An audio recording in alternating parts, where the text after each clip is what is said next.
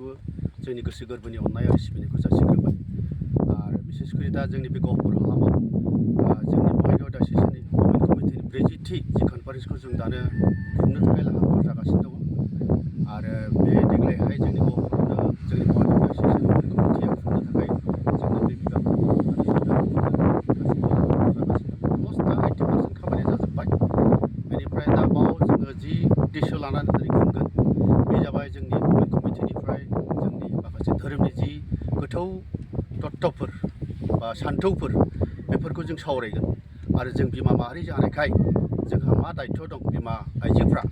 आरो जों बिमा जानायखाय न'खरफोरखौ बोरै खुंनो नांगौ गावनि फिसाफोरखौ जों बोरैहाय इसोरनि गोथौ मोन्थोरजों बा इसोरनि गोथौ गियानफोरजों सान्थौफोरजों जों बोरैहाय फेदेरलांनांगौ फेदेरनांगौ फोलावनांगौ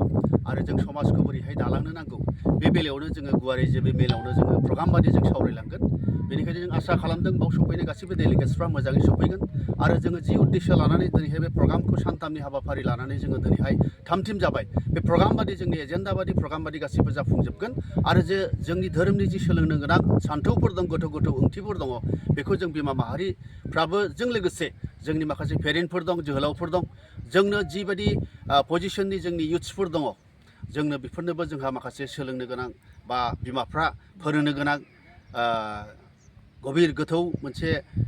सोलोंनो गोनां आयदाफोर दं बेखौ जोङो बे सभानि गेजेरजोंनो जों सोलोंगोन आरो जों सोलोंनो मोनगोन होनना जों आसा फारिनानै दा दङ।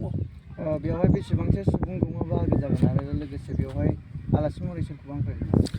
जोंनि बेयाव संकसनिफ्राय सदियासिम जेसेबांखि जोंनि नर्दार्न एभेन्जेलिकेल लुथारन चार्चनि जोंनि चार्चफोर दङ मोनफ्रोमबो जोंहा मोनफा मोनफा डिस्ट्रिक्टआव मोनसे मोनसे सार्कोलफोर दं बेयाव गोबां दिनैहाय डेलिगेट्सफ्रा फैगोन एटलिस्ट गैयाबाबो 4000 गेदारिं बाव जागोन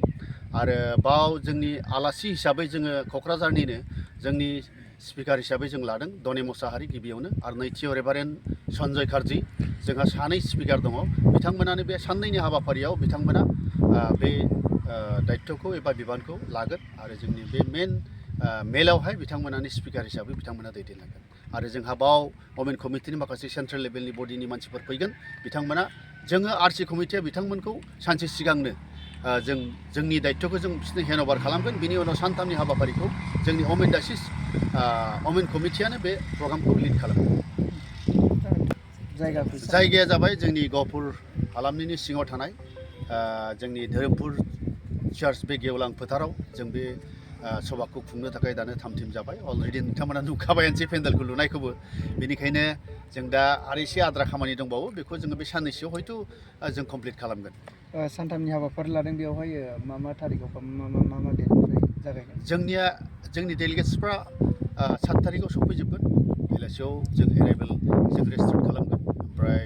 जोङो 7 तारिखनि बेलासियावनो जोङो पेन्डेलखौ अपेनिं खालामगोन आरो जोङो फुंनि बेलासिनि बे मोनाबिलियाव जों अपेनिं खालामखांनायनि उनाव 8 तारिखनिफ्राय 9 तारिखसिम बे साननैया मेजर जोंनि बे प्रग्रामा जागोन आरोखि।